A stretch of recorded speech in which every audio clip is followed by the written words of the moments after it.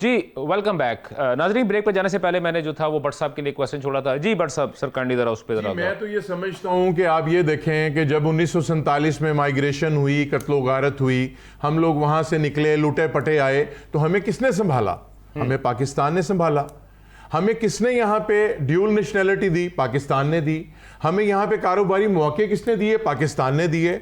हमारे मामलात को कौन देख रहा है? पाकिस्तान देख रहा है। हम कौन सा आईडी कार्ड यूज कर रहे हैं? पाकिस्तान का आईडी कार्ड यूज कर रहे हैं, लेकिन उस पर लिखा हुआ है बशिंदा आजाद जम्मू एंड कश्मीर। ठीक है, बात यह है, उसके अलावा मैं ये समझता हूं कि पाकिस्तान से बेहतर हमारे लिए कोई नहीं हो सकता।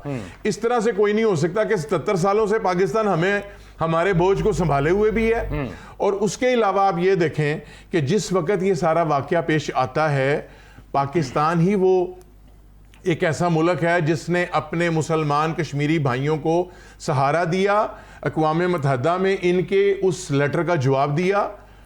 उसके बाद आप ये देखें, जिस जगह पे भी उनको मौका मिला, इस अक़वाम आलम में मौका मिला, आलम इस्लाम में मौका मिला, हर जगह कश्मीर की बात की गई।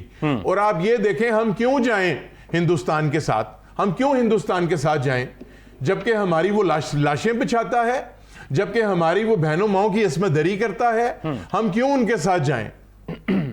हमारा और हमारे, आप ये देखें, कभी ऐसा हुआ, कभी आपने ऐसा देखा, कभी अक़वाम आलम ने ऐसा देखा किसी कश्मीरी की शहादत हुई हो और उसने अपना जिस्म जो है वो इंडिया के परचम में लपेटा हो?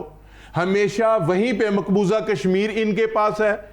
शुक्ला साहब, ये मेरी बात गौर से सुने, आपके पास कश्मीर है, आपके पास कब्जा है उसका, वो लोग भी आपके पास हैं, फिर भी पाकिस्तान का परचम अपने पे वो लपेटते हैं और वो आखिरी रसूमात अदा करते हैं। आप फिर भी कह रहे हैं कि जनाब वो आपका था। आपका ना कभी था, ना कभी है, ना कश्मीर कभी किसी का होगा। कश्मीर सिर्फ कश्मीरियों का है और कश्मीर बनेगा पाकिस्तान, जिस परचम के तले हम अपने आप को तब्दील में लेके जाते हैं। साहब, आपका पॉइंट आ गया। शुक्ला साहब, जिस तरह अभी आपने बात की थी और इसके अंदर अभी उसके बाद आरजू काजमी ने, राना अली ज़ुहैब ने, भट्ट साहब ने भी बहुत सारी जो है ना चीज़ें खुल के अब बाहर को आना शुरू हो गई हैं। सर देखिए, लास्ट टाइम भी जो आपसे बात हो रही थी हमारी, तो आपने जो था वो आपकी जो धारा 370 और 35A के बारे में आपने गुफ्तगू की थी, लेकिन अगर मैं उसको देखता हूँ तो उसके तहत अकॉर्डिंग टू डैट पर्टिकुलर 370 की अगर मैं बात करता हूं तो सिर्फ 3 मामला ही मरकजी हुकूमत के पास थे, जिनमें सिक्योरिटी, उसके अलावा खारजा और उसके अलावा मवासलात यानी कि इंफॉर्मेशन। तो ये, लेकिन 35A के तहत जम्मू कश्मीर को रियासत की हैसियत हासिल थी और तमाम का अमूर, तमाम जो काम थे वो मकामी असम्बली के हाथ में था। लेकिन सर फिर क्या हुआ कि ये एकदम चीज़ों को हटा दिया गया और कहा गया कि नहीं, ये तो हमारा हिस्सा है, हमारा अटूट अंग है। तो सर ये इसकी रीजन क्या बनी? देखिए, जब हिंदुस्तान आजाद हुआ, आजाद होने के बाद जैसे मैंने कहा कि हर रियासत को इस बात का अख्तियार था कि वो किसके साथ जाना चाहता है। महाराजा कश्मीर के साथ शामिल होने को तैयार हुए, थोड़ी देर से हुए। आप देखिए वो तैयार कब हुए? जब पाकिस्तान की सेनाएं 22 अक्टूबर को इंटर कर जाती हैं कश्मीर में और कब्जा करना चाहती हैं। उस स्थिति में महाराजा अंत में मजबूर होकर आते हैं और हिंदुस्तान के साथ आने की बात करते हैं। वो पंडित नेहरू से गुजारिश करते हैं, क्योंकि पंडित नेहरू खुद कश्मीरी थे, गुजारिश करते हैं कि कश्मीर की प्राकृतिक संपदाओं को बचा के रखा जाए, नेचुरल रिसोर्सेज बचे रहें और सारी जो उसकी चीजें हैं वहां के लोगों को हक मिल जाए, इसके लिए करिए। उन्होंने कहा ठीक है, हिंदुस्तान का एक कॉन्स्टिट्यूशन बनेगा, उस कॉन्स्टिट्यूशन के पैरेलल आप अपने लिए जो स्पेसिफिक बनाइएगा, लेकिन जहां कहीं भी आपका कॉन्स्टिट्यूशन हमसे कहीं पर भी कॉन्फ्लिक्ट होगा, उस स्थिति में हिंदुस्तान का कॉन्स्टिट्यूशन माने रखेगा। मंजूरी हुई। उसके बाद में जब चुनाव हुआ, सरकार बनी, वहां की आवाम बनी, वहां की विधानसभा बनी, उसके बाद में उसकी विधानसभाओं ने धीरे धीरे जो अख्तियार भारत सरकार को दिए, चाहे इलेक्शन कमीशन का हो, चाहे सुप्रीम कोर्ट का हो, चाहे दूसरे और अख्तियार हो, जो आप कह रहे हैं, निश्चित रूप से इनिशियल स्टेज में 3 ही थे, लेकिन आते आते आते धीरे बहुत सारे हो गए। जब अभी 2019 में नरेंद्र मोदी सरकार ने उसे एबॉलिश किया, उस समय वहां पर कोई विधानसभा नहीं थी। जो उसी एक्ट में प्रोविजन था कि अनुच्छेद 370 में आर्टिकल 370 में, उसी में था कि जिस समय विधानसभा ना हो उस समय गवर्नर उसका रिप्रेजेंटेटिव होगा और वो जो भेजेगा, उसने जो भेजा उस आधार पे हटा। मैं उसका बहुत पक्ष नहीं लेता हूं, मैं भी मानता हूं। एक चीज मैं ऐड कर दूं सर, शुक्ला साहब, अगर आप मैं एक चीज ऐड कर दूं सर। अभी आपने बात की बीजेपी हुकूमत की और मोदी साहब की आपने बात की, तो सर मोदी साहब ने तो इसको सदारती हुक्मनामे के तहत, यानी कि प्रेसिडेंशियल ऑर्डर के तहत जो था 35A को खत्म किया था, और जिसके बाद जम्मू कश्मीर को सर, वही कहने आ रहा हूं। हाँ जी सर, मैं वही बता उसको रहा यूनियन का हिस्सा बनाया गया था प्रेसिडेंशियल ऑर्डर के साथ। मैं यही कह रहा हूं कि उसमें जो आर्टिकल 370 में जो क्लॉज था, उस क्लॉज के एक उसको उन्होंने इस्तेमाल करके इस तरह से किया। लेकिन मैं इसके बहुत पक्ष में नहीं हूं। ठीक है, मेरा मानना है कि निश्चित रूप से आवाम से पूछा जाना चाहिए था और वहां की विधानसभा बनने तक इंतजार करना चाहिए था, या जो पहले प्रेसिडेंट रूल लागू होने के पहले जो विधानसभा थी उस विधानसभा से पूछा जाना चाहिए था। और उसमें तो नरेंद्र मोदी और पीडीपी दोनों मिलकर सरकार चला रहे थे, उसी से पूछते। उन्होंने नहीं पूछा, निश्चित रूप से मैं इसे गलत मानता हूं। बावजूद इसके मैं यह कहता हूं, उससे 1947 में आप ब्लैक डे जो लेके जाते हैं, हाँ। वो गलत है। ब्लैक डे हो ही नहीं सकता। ब्लैक डे तो पाकिस्तान ने किया था। क्यों किया? क्योंकि उसने कश्मीरियों पे हमला किया था। सेना कश्मीर में जो भेजी गई कबीलियाइयों के भेष में, वो पाकिस्तान ने भेजी, हिंदुस्तान ने नहीं किया था। हिंदुस्तान के पास में राजा आए, मदद की गुहार की। हिंदुस्तान ने कहा यदि आप हमारा हिस्सा बनेंगे तो हम आपके लिए लड़ाई लड़ेंगे, नहीं तो हम जबरन नहीं घुसेंगे। तो जबरन कौन घुसा? आज 78,000 किलोमीटर की लैंड और सारी चीज जो है कश्मीर की, पाकिस्तान ऑक्युपाइड कश्मीर में है, जिसे कोई आजाद कहता है, कोई कुछ कहता है। बिल्कुल ठीक है, आपका पॉइंट सर, आपका पॉइंट आ गया। शुक्ला साहब आपका पॉइंट आ गया। जैसे सेम मैंने आपसे बात की थी कि 6000 किलोमीटर का एरिया जो है वो चाइना, बकौल आपके कि वो चाइना ने अपने अंडर कर लिया है, लेकिन अभी रिसेंटली जो हुआ है उसमें 8000 किलोमीटर और ऐड करके 14000 किलोमीटर का एरिया, ऑलमोस्ट पूरे का पूरा लद्दाख जो है आप लोगों ने चाइना के हवाले कर दिया है। आपका पॉइंट आ गया, बिल्कुल ठीक हो गया। आरजू अभी जिस तरह यहाँ पे प्रेसिडेंशियल ऑर्डर की अगर बात हो रही थी, तो अगर मैं देखता हूँ तारीख की, अगर मैं सफ़ात को आगे पीछे पलटाता हूँ, तो जवाहरलाल नेहरू की हदायत पर उस वक्त के जो सदर जो थे चंद्रा प्रसाद, आई थिंक, शुक्ला साहब जरा मुझे काइंडली जरा करेक्ट कीजिएगा अगर मेरा एक्सेंट या उनका नाम मैं प्रॉपर नहीं ले रहा, जंद्रा प्रसाद ने, इन्होंने ये 370 जो थी उसके तहत जो है 1954 में हुक्मनामा जारी किया था, जिसको के 35A का नाम देकर आइन का हिस्सा बनाया गया। यानी कि 1954 में भी प्रेसिडेंशियल ऑर्डर आया।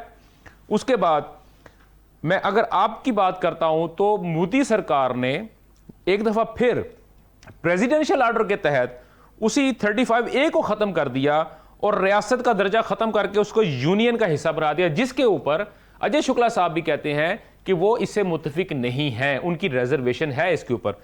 आप क्या कहती हैं? देखिए, उसके ऊपर तो कई लोग कई तरह की बातें कर रहे हैं, और ना सिर्फ पाकिस्तान में बल्कि भारत में भी जो है वो 35A या 370 के ऊपर बात की जाती है। लेकिन बात सारी ये है कि 77 ईयर्स से हम लोग लड़ते चले आ रहे हैं, एक दूसरे के ऊपर एलिगेशंस लगा रहे हैं। क्या कोई रिजल्ट निकला? कोई रिजल्ट नहीं निकला है पाकिस्तान को। आरजू, सॉरी मैं आपकी बात काट रहा हूं, लेकिन ये प्रोग्राम करने का मकसद, ये डिबेट करने का मकसद ये है। आरजू, बिल्कुल आप सही कह रही, कोई रिजल्ट नहीं निकला है, इसलिए हमें मोहब्बत की दुकान खोलनी चाहिए, बस इतना ही कहना था।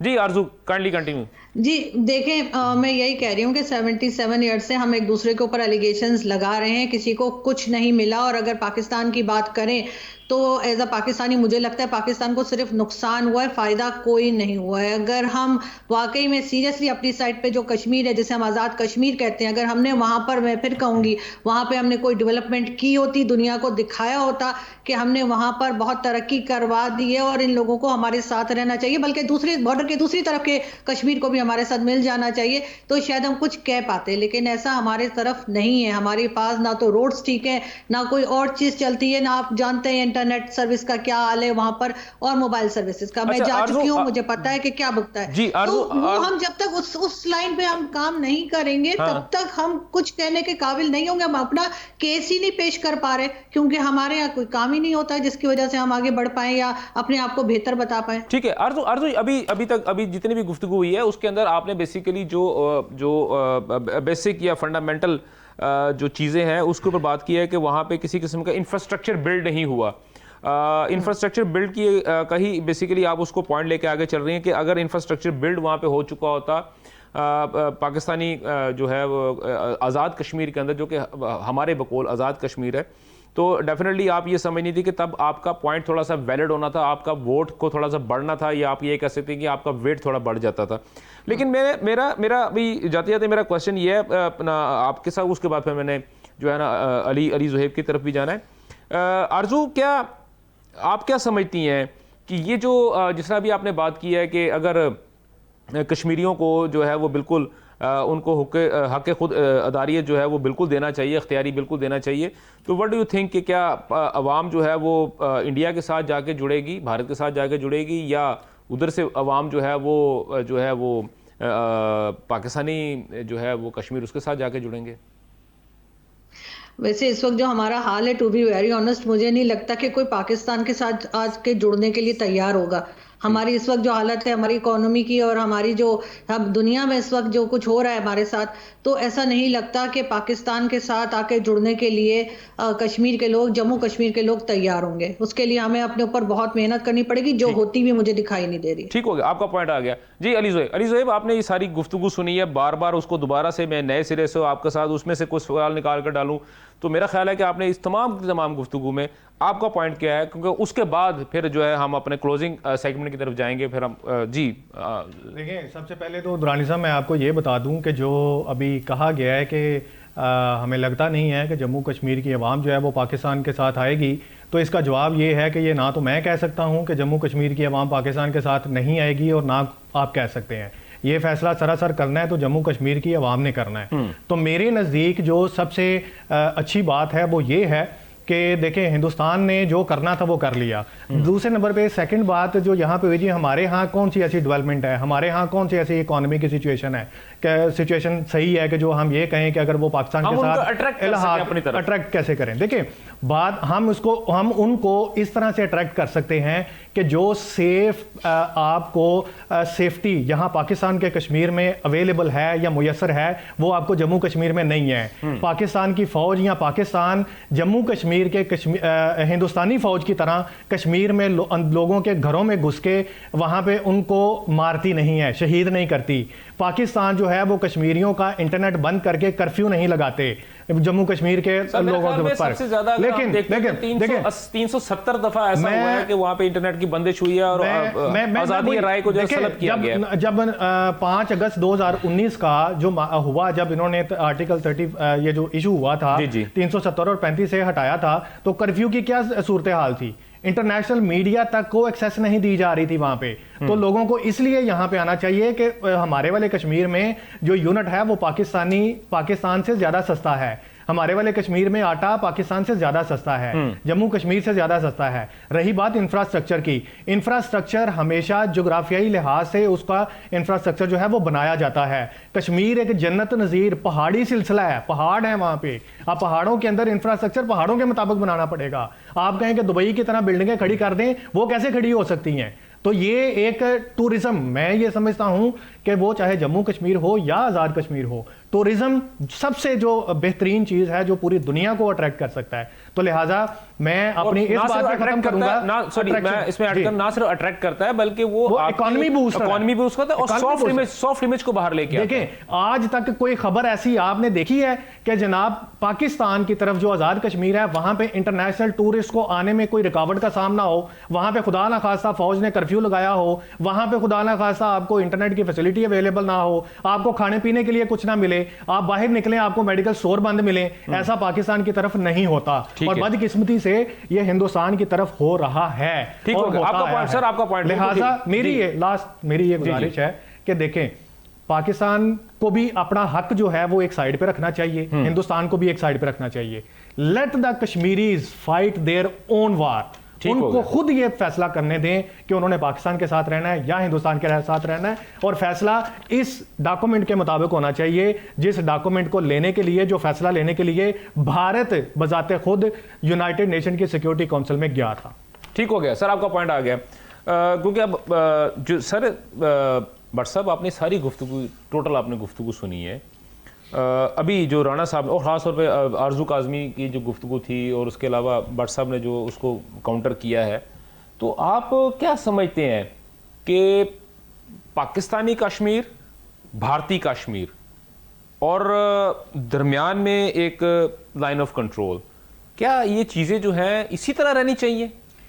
देखें जी, जब आप किसी का हक मारेंगे और किसी का हक नहीं देंगे तो फिर तो ये ऐसे ही रहेगा सर। देखें ना, लेकिन मैं ये समझता हूँ, देखें एक मिनट मैं इसमें चीज़ ऐड कर दूं फिर उसको आप आगे लेके चलिएगा। शुक्ला साहब ने कहा कि जी बात ये है कि 22 अक्टूबर को पाकिस्तान की फौज आई, जिसके जवाब में रिटेलिएशन के तौर पे जो है ना 27 को जो है वो इंडियन फौजें जो थी वो वहाँ पे डिप्यूट की गई, और लिहाजा हमारा हक है क्योंकि हमारी ऑलरेडी उनके साथ हो चुकी थी, कोलैबोरेशन हो चुकी थी, हमारे उनके साथ हरी सिंह के साथ हमारा कॉन्ट्रैक्ट साइन हो चुका था। अगर ऐसा था तो सर फिर ये सिचुएशन क्यों पैदा हुई? बात ये है कि अजय शुक्ला साहब इस चीज़ का जवाब दे दें कि ये 5 अगस्त के बाद ये मोदी के जो 4 साल हैं इसमें 813 शहादतें होती हैं, इसमें मैं थोड़ा पीछे हूँ, मैं 1947 में ही हूँ सर, मैं अभी 1947 में हूँ सर। काइंडली मुझे ये बता दें कि अगर हरी सिंह साहब ये कहते हैं, महाराजा हरी सिंह का अगर वो ये कहते हैं, शुक्ला साहब कहते हैं कि जी वो उनका एग्रीमेंट हो गया, क्यों? क्योंकि 22 अक्टूबर को पाकिस्तानी फौज गई, लिहाजा उन्होंने 27 को इंडियन फौज को, 26 को उनका साइन हुआ और उसके बाद 27 को उनकी इंडियन फौज आ गई। मेरा सर क्वेश्चन ये है कि अगर ऐसा था तो उस वक्त से लेके अब तक आप लोगों ने वो कॉन्ट्रैक्ट को सामने क्यों नहीं लेके आए सर? मैं ये समझता हूं कि कोई ऐसा कॉन्ट्रैक्ट था ही नहीं। इन्होंने वारदात करने की कोशिश की, और जब ये वारदात करने की कोशिश कर रहे थे तो महाराजा हरी सिंह वहां से उठे और जम्मू चले गए। जम्मू जाके उन्होंने ये जो है 1954 में जाके ये जो है उन्होंने क्लियर कर दिया 370 और 35A जो है उसको मतलब कानून का हिस्सा बना दिया। तो उसका मतलब वहां से ही वजाहत हो गई कि आप जो है कश्मीरियों का हक नहीं मार सकते, कश्मीरियों का जो राइट है उसको आप ये 2 कानून के मुताबिक नहीं छीन सकते जिसको आपने 5 अगस्त को मफलूज कर दिया। मैं ये समझता हूं कि अगर उन्होंने इसको मफलूज कर दिया, आप इतने मोतबर हैं तो आप इस चीज की वजाहत करें। अगर लोग आपसे बड़ी मोहब्बत करते हैं तो ये 813 शहीद कौन से हैं, वो 229 औरतें कौन सी हैं जिनको ये 4 सालों में जिनकी असमत दरी की गई, 2400 लोग जिनको गोलियों की बुछाड़ करके जख्मी कर दिया गया, वो लोग क्या आपके नहीं थे? वो कश्मीरी आपके नहीं थे? वो आपसे मोहब्बत नहीं करते थे? आपने 21,500 लोग जो है वो ये 4 सालों में पाबंदे सलासल किए हैं, उनको कैदों में डाला है। मुझे ये बताएं, उनके घर वालों पे सांस लेना आपने तंग कर दिया है। आपके साथ कश्मीरी कैसे जा सकते हैं? ये आपकी एक जाती ख्वाहिश हो सकती है, लेकिन वैसे आपको भी अजय शुक्ला साहब इतना बरमला ये बात नहीं करनी चाहिए कि जी वो हमारा, भाई आपका कभी भी नहीं था, आपका वो कभी भी नहीं था। कश्मीर हमेशा से एक अलग स्टेट है, उसकी अलग हैसियत है। अब आ जाएं आप आरजू बहन की बात पे। सर एक मिनट, उससे पहले सर वो कहा जाता है कि राजा हरी सिंह ने अंग्रेजों से इस पूरे खित्ते को परचेज किया था। सर क्या वो भी सच है कि वो भी सर किताबों की बातें? सर देखें सर, ये तो जो बातें हैं मेरा ख्याल है कि कुछ किताबी भी हो सकती हैं और कोई बड़ी बात नहीं है। महाराजा चूंकि पूरी स्टेट का एक वो सरबराह थे और सारे, चूंकि मेरे वालिद मोहतरम बताते होते हैं, क्योंकि 1937 में जम्मू में रेजिडेंसी रोड, जहां पे अपना साथ ही उधर एक मोहल्ला था जी, मोहल्ला बाबा जुवन शाह, वहां मेरे वालिद पैदा हुए। तो बात यह है कि हम कोई गली बाती कश्मीरी नहीं है, हम बकायदा हमने मेरे खानदान के 26 लोगों ने शहादत नोश फरमाई। ये कैसे इस बात को कह सकते हैं कि कश्मीरी कहते हैं हमने हिंदुस्तान के साथ मिलना या वो हमारा है? भाई आपका होता तो फिर यूएनओ में क्या लेने गए थे? ठीक हो, आपका पॉइंट आ गया। बिल्कुल जी। अजय शुक्ला साहब, your take sir kindly respond on it sir. देखिए, यूएनओ में हम गए थे कि जिससे अमन हो। जो पाकिस्तान ने कब्जा कर रखा है कश्मीर, वो हमारे साथ आए और राजा हरि सिंह के उस समझौते पे पालन हो। और हमने ये कहा, जब संयुक्त राष्ट्र संघ ने 1952 में ये रेजोल्यूशन पास किया कि ठीक है जनमत हो जाएगा, तो हम जनमत को तैयार थे, लेकिन एक शर्त थी ना कि पाकिस्तान अपनी सारी सेना वहां से हटा लेगा और तब जनमत होगा। आप संगीनों के साए में यदि जनमत कराना चाहते हैं तब तो नहीं होगा ना। तो यही बात हिंदुस्तान ने, और ये रेजोल्यूशन संयुक्त राष्ट्र संघ में पास हुआ है, यानी इससे बिल्कुल क्लियर है। लेकिन पाकिस्तान ने अपनी सेना नहीं हटाई, तो फिर उसके बाद में राजा हरि सिंह, यदि हिंदुस्तान गलत कर रहा होता तो राजा हरि सिंह छोड़ के पाकिस्तान चले जाते। वो तो नहीं गए, वो हिंदुस्तान के साथ रहे। उनकी आज भी वालिद भी उनके जो बच्चे भी हैं वो भी सब आज हिंदुस्तान के साथ हैं। तो ऐसी स्थिति में वो तो जो मसला खत्म हो गया, मसला अब आके खत्म होता है कि 2019 में जो कॉन्स्टिट्यूशन से 370 और 35A का मसला है, वो मसला निश्चित रूप से उसको लेकर के बीच का रास्ता निकालने की कोशिश हो रही है। ठीक हो गया अजय साहब मुझे सर, अजय साहब मेरे पास सर आपका पॉइंट आ गया। सर आपका पॉइंट आ गया। मेरे पास क्योंकि वक्त कम है, मैं चाह रहा हूं कि कम से कम वक्त में हम थोड़ी सी ज्यादा गुफ्तगू कर लें, ये चीजों को हम लोग पॉइंट आउट कर लें। सर, उमर अब्दुल्ला साहब की हुकूमत ने कहा कि दफा 370 की बहाली पर जम्मू और कश्मीर असेंबली में करारदाद पेश करने को वो तैयार हो चुके हैं। इसका मतलब है कि अगर उमर अब्दुल्ला साहब ये बात कर रहे हैं तो इससे पहले तक आपने जितना भी नैरेटिव जो बिल्ड किया है या भारत की तरफ से नैरेटिव बिल्ड होता जा रहा है, सर वो तो ऐसे करके खत्म हो गया। नहीं, उमर अब्दुल्ला ने जो पास किया है अभी रेजोल्यूशन, उसमें उन्होंने 370 का किया ही नहीं है। उन्होंने कहा सर हमारा तो ये इंतखाबी मंशूर था, हमारा तो इंतखाबी मंशूर यही था कि हम 370 और 35A को जो है ना रिवोक करवा देंगे, यानी कि उसको पुरानी उसी स्टेटस के ऊपर लेके आएंगे और हम कश्मीर को एक रियासत की शक्ल देंगे, हम यूनियन टेरिटरी के तौर पर नहीं लेंगे उसको। सर मैं कह रहा हूं चुने जाने के बाद तो उन्होंने जो रेजोल्यूशन पास किया है, हाँ। उसमें तो ये किया है, सिर्फ स्टेटहुड की बात की है, उसमें तो वो किया ही नहीं है उन्होंने। ठीक हो गया, मैं यही कह रहा हूं। ठीक हो गया, आपका पॉइंट आ गया जी। आरजू, हमारे पास क्योंकि वक्त कम है तो मेरा ख्याल है कि अब हम क्लोजिंग की तरफ जा रहे हैं, तो एक जो है वो जितना मुख्तसर सा हो सकता है कि आप के नज़दीक इस पूरे मामले का हल क्या हो सकता है? देखिए, बात करनी पड़ेगी भारत और पाकिस्तान के जो लीडर्स हैं उनको आपस में, और इसका कोई हल निकालना पड़ेगा, वरना आगे 200 साल तक भी अगर इसी तरीके से लड़ते रहे कोई रिजल्ट दिखाई नहीं दे रहा और उसमें नुकसान जो है।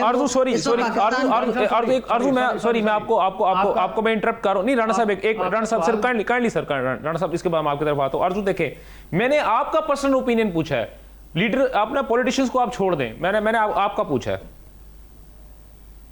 देखिए, मुझसे अगर पूछे तो मैं तो कहती हूँ कि जो कश्मीर जिस साइड पर है वहीं पर रहे और वहीं पे लोग रहें, चाहे वो आजाद कश्मीर हो पाकिस्तान के साथ है, वो भारत के साथ ना जाए, जो भारत के पास जम्मू कश्मीर है वो वहीं पर है और लोग आराम सुकून से रहे, वो जो चीज चाहते हैं, जो बेसिक नीड्स हैं वो उनको प्रोवाइड की जाए और उनको एक अच्छी जिंदगी दी जाए। मेरे ख्याल है वही सबका एक टारगेट होना चाहिए, उसी तरफ जाना चाहिए हर गवर्नमेंट को भी, और मेरे ख्याल है इसके अलावा कोई दूसरा हल नहीं हो सकता और ना हमें होता हुआ दिखाई दे रहा है। 4 जंगें हमने लड़ ली लेकिन कुछ फायदा नहीं हुआ, तो अब ना तो भारत हमसे कश्मीर ले सका ना हम भारत से 1 इंच ले सके। तो उससे मतलब तो यही समझ में आता है कि जिसके पास जो हिस्सा है उसको उसी के ऊपर वो काम करे, उसी को थोड़ा सा आगे बढ़ाए और आराम सुकून से और अमन के साथ रहे। अच्छा, अगर मैं यही बात करता हूँ अपना राणा साहब अगर मैं यही चीज़ लेकर जाता हूँ जो कि अपना अजय शुक्ला साहब ने भी बात की है और अपना आरजू काजमी ने भी बात की है, लेकिन अगर मैं दूसरी तरफ मैं देखता हूँ तो उसमें है लद्दाख को, यूनियन टेरिटरी को दोबारा जम्मू कश्मीर में ऐड करने का मुतालबा भी शामिल किया गया है। लेकिन भारत जो है वो तो ऑलरेडी 14,000 किलोमीटर से जायद का एरिया जो है वो तो चाइना के हवाले कर चुका है। देखिए, ये तो आपने बात बिल्कुल बड़ी ठीक की है और ये बड़ी मैं समझता हूँ कि हिंदुस्तान के लिए भी ये बड़ी मेरे नज़दीक एक शर्मनाक बात होगी कि जब एक तरफ आप कश्मीर पर अपना हक जताते हैं और दूसरी तरफ आप अपने ही जो मुल्क का हिस्सा है वो 14,000 किलोमीटर स्क्वायर जो है वो उठा के तो चाइना के गोद में डाल देते हैं कि ये ले जी ले जाएं, ये ये हमारा नहीं है। जबकि वो असल में वो चीज़ आपकी है, वो जगह जो जेन्युइन में आपकी है उसको लेने के लिए आपके अंदर ताकत नहीं है, और जो चीज़ आपकी नहीं है उस पर आप अपना हक जता रहे हैं।